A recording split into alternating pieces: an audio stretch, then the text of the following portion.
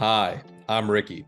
Welcome to MentorCliq's Mentoring Soundbites, where we answer some of the most common and important questions professionals just like you ask about starting, managing, and growing their mentoring programs.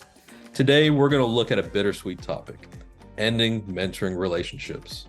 Most structured mentoring programs run on cycles with cohorts of mentors and mentees that meet for a set amount of time. Eventually, those mentoring relationships will end, but how they end is important to consider. Whether you're a mentor, mentee, or program administrator, these tips should help create a happy and fulfilling end process for your mentoring relationships. We hope you find this video helpful, and be sure to like and subscribe for more mentoring best practices like these.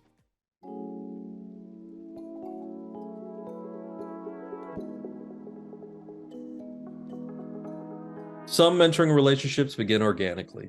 Others occur with pre-planned and structured mentoring programs. In either case, once the mentoring relationship is established, it needs a clearly defined ending. For structured mentoring program relationships, that ending is part of the mentoring program cycle. Both mentees and mentors should know that on a specific date, the program will end. Mentees and mentors can begin winding down their relationship and checking against goals as the end date approaches. For less formal mentoring relationships, such as those that occur in an open mentoring program, mentees and mentors should come to some agreement on when the relationship will end. For example, maybe the mentee requested a mentor to help prepare for a presentation to company executives. Once that presentation date is passed, the mentor-mentee pair could meet one last time to reflect on how the presentation went, then part ways. The goal should always be to avoid surprise endings, especially on the part of the mentor. It's extremely harmful to either party to have a mentoring relationship end without warning.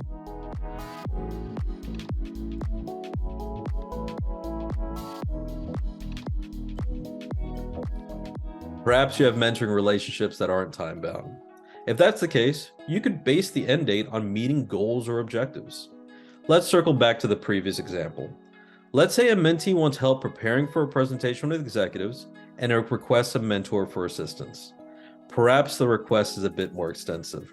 Rather than just needing help with one presentation to executives, the mentee needs help overcoming fears of public speaking.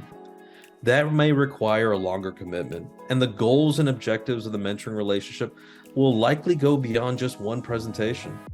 In that situation, the end criteria could be built around when the mentee has gained enough confidence. As you might notice, this scenario doesn't involve something that's easy to measure. And for many mentoring relationships, that's okay. Mentoring relationships based on hard skills can be easily measured with specific criteria, while mentoring relationships built around soft skills may be a bit more fluid.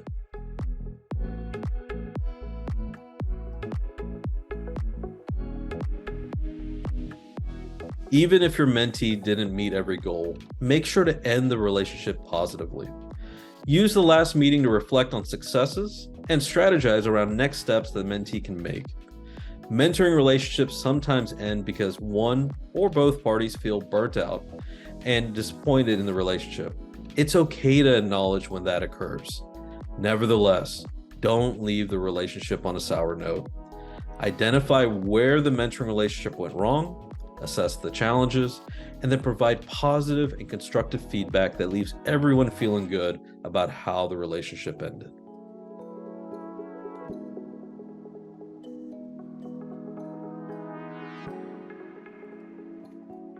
To review, make sure your mentoring relationship has either a well-defined ending date or an agreed-upon ending goal, and make sure you end on a positive note. Once that last meeting comes around, we recommend you do all of the following. 1. Evaluate progress. Take a long view of everything you've accomplished to see what still needs to be done in the future. 2. Get feedback. Both the mentee and mentor should request feedback on how they performed in their roles. Be honest, but be kind and charitable.